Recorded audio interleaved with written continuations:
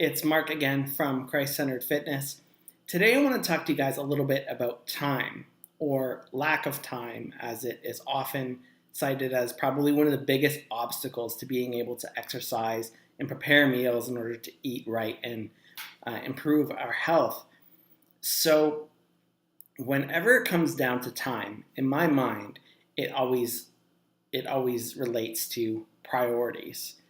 Now, I've heard it said that how we spend our money and how we spend our time is indicative of what our priorities really are. And while I appreciate the sentiment, I don't think that is necessarily 100% true.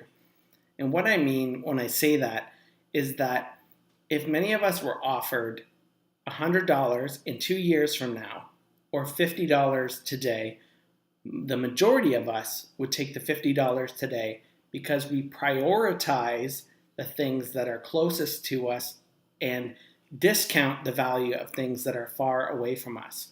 This is why maybe we might prioritize sitting on the TV and unwinding after work, which leaves us ordering pizza in the short term, versus the value of our health in the long term. So that's kind of what can happen in terms of how we value our priorities in the moment. So often what we really need to do is we need to sit down and in a state of mindfulness and actually thinking about it, figure out what the long-term priorities really are, and then making those fit into our schedule. And I've often heard it said that we need to prioritize our schedule, but I would suggest that we actually need to schedule our priorities. In other words, put the things that are genuinely important, that we truly value in the long term, in our schedule first, or the things that are going to produce those things in our schedule first, in order to allow us to progress forwards towards those things and not let other things crowd them out.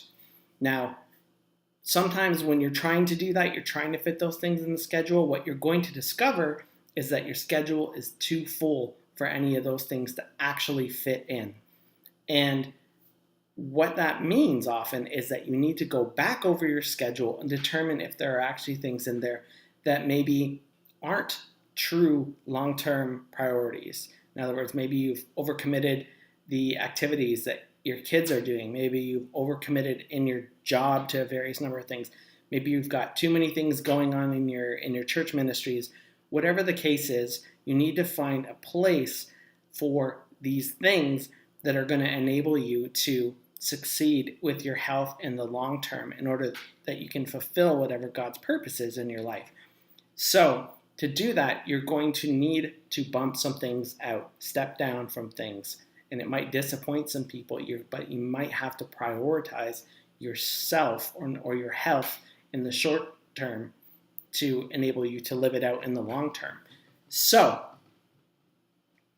just remember that whenever you say yes to something, you're going to have to say yes to less of something else. And oftentimes when we're only focusing on the short term, we're saying yes to one thing and end up saying yes to less of the things that matter in the long term. So I'm going to take you over to my calendar right now, give you a glimpse at how you can structure things so that you can fit things in.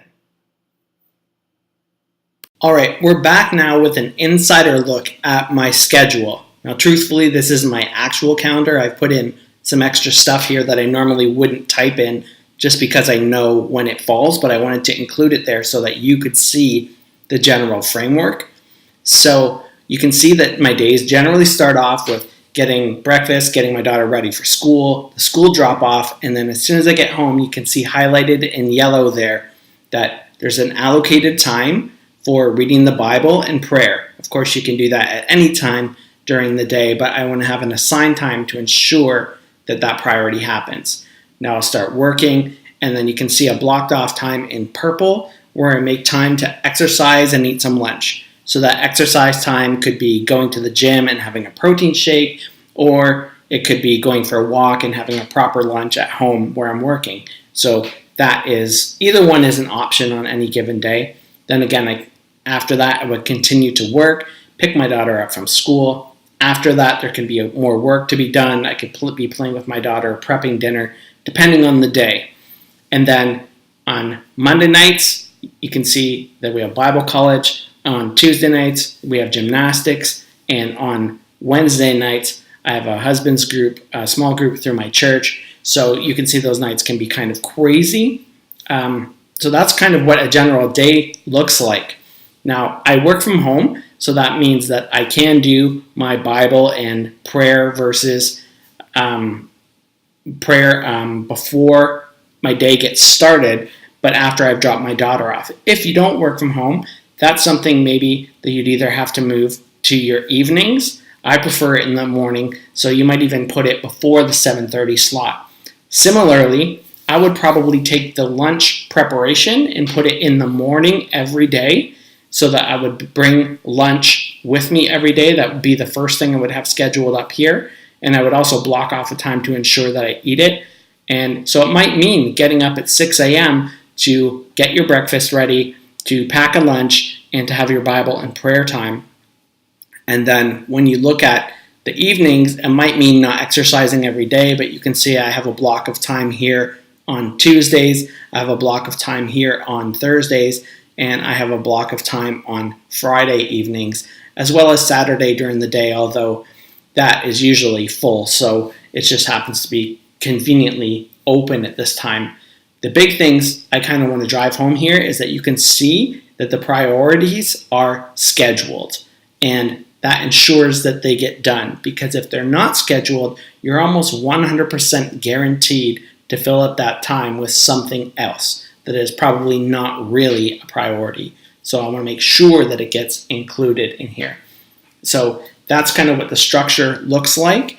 My suggestion to you then is to make sure that you prioritize your schedule by scheduling your priorities and remembering that whenever you say yes to something, you say yes to less of something else. And that something else is so often the things that are important. So make sure the things you are saying yes to are the real priorities. Put them in your schedule and allow everything else to fall around those things. Don't let them get bumped out by things that are trivial. So that's what I got for you guys today. I hope you find this helpful. Thanks a lot for watching. Like, share, comment as you do. And I appreciate you guys. Have a wonderful rest of your day.